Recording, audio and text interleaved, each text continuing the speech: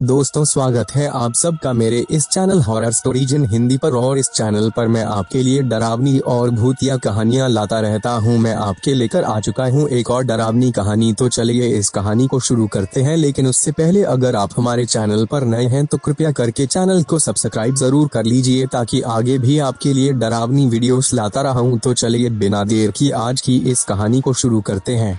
ये घटना तब की है जब वो कॉलेज में एमएससी की पढ़ाई कर रही थी। वो उस समय वहाँ के गर्ल्स हॉस्टल में ही रहा करती थी। परीक्षा से पहले वो और उनकी कुछ सहेलियां लाइब्रेरी में पढ़ाई कर रही थी। पढ़ाई करते हुए रात के 12:30 बज चुके थे। उस लाइब्रेरी में वो केवल 6 लड़कियां ही थी। लाइब्रेरी में सन्नाटा छाया हुआ था, सारा हॉस्टल एकदम शांत था। तभी उनमें से एक लड़की ने कहा कि बस यार, पढ़ पढ़ के बोर हो गए हैं, क्यों ना कोई खेल खेले जिससे दिमाग भी फ्रेश हो जाएगा और नींद भी आ जाएगी। सब उसकी बात से सहमत हो गए। उनमें से एक लड़की, जिसका नाम पूजा था, बोली कि चलो हम सब किसी आत्मा से बात करते हैं। ये सब कहकर वो अपने कमरे में गई और बोर्ड लेकर आई, जिस पर है तो Z तक अल्फाबेट 0 से 9 तक नंबर और किनारों पर यस और नो लिखा था। पूजा ने बोर्ड के चारों किनारों पर 4 मोमबत्तियां जलाई और फिर लाइब्रेरी की सारी लाइट बंद कर दी। फिर उसने सिक्का बोर्ड के बीच में रख दिया। उनमें से 2 लड़कियां तो डर के मारे अपने कमरे में चली गई और बाकी चारों ने उस सिक्के पर एक एक अंगुली रख दी। फिर पूजा ने कहा कि कोई डरना मत और यहाँ से उठना मत, वरना आत्मा नाराज हो जाएगी। अब पूजा बोलने लगी, अगर यहाँ पर कोई आत्मा है तो प्लीज हमसे बात करो। लाइब्रेरी में अजीब सा सन्नाटा और अंधेरा छाया हुआ था। अचानक लाइब्रेरी में कहीं से कुछ आवाज आई। उन्होंने सोचा शायद कोई किताब गिरी होगी। उसी समय